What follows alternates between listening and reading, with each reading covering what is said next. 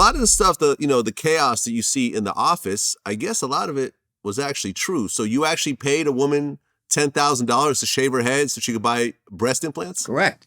So it didn't start that way. It started with us paying a guy who was struggling $10,000 to shave his head. He had a great head of hair. His name was Chris Finkel, and he's always playing with his hair in the boardroom. So we just said, "Hey, let's shave your head. We'll give you 10 grand." And he was like, "Yeah, I'll do that." Right. So we got the whole thing set up with a barbershop pole. We made a big deal over it with the video cameras, right? And then the next head shaving was like 5,000. And then it became not that much of a big deal to shave a guy's head. So we said, well, what can we do next? Let's shave a girl's head. It just seemed logical, the next evolution of this. So we got this girl who wanted breast implants. We shaved her head for 10 grand and she went and bought some breasts. So it was a win-win for everybody. Okay. The dwarf tossing. Did that really happen? So I wasn't there for the dwarf tossing. I've heard, we talked about it. So, in my book, I wrote the whole thing about dwarf tossing, and it takes place in my office. We're going through this whole conversation about we should hire midgets. And then in the movie, they actually had midgets being tossed. So I think that happened after I was gone from the firm. Thank God. I was strategically absent that day if it happened. I neither will admit or deny guilt. Okay. And at one point, you had over 1,000 stockbrokers? More than that. We had thousands of people. So the way it was set up, we had stockbrokers, account openers, cold callers, all in one giant room with sales assistants. And it was probably over like 1,800 people probably at one time.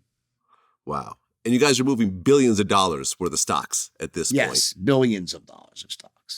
And you guys start getting involved in IPOs, and Steve Madden was one of the big ones? Yeah, so the movie's is totally inaccurate in that regard. So in the movie, they have Steve Madden as this big company that we get to take public, and it wasn't true. It was a nothing. It was a startup company that I invested in, and I put all the money up to start it.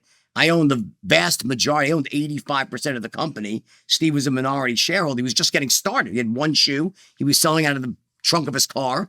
And I gave him that money, and then I sold off part of my holdings, got my original investment back very quickly. And then the company started to grow, and eventually it became a huge company. We took it public. It was doing about probably 15 million when we took it public. And then today it's a multi-billion-dollar company. Yeah, I actually looked it up. It's still public. It's worth $3.2 billion market cap. Yeah. So my stake would be worth probably around $2 billion or $1.5 billion. Right, because you made like $22 million in 3 hours when they went public? Well, that was just on the trading of the stock. It was a hot new issue, Steve Madden. So when it went public, we made about 25 million bucks, somewhere in that range.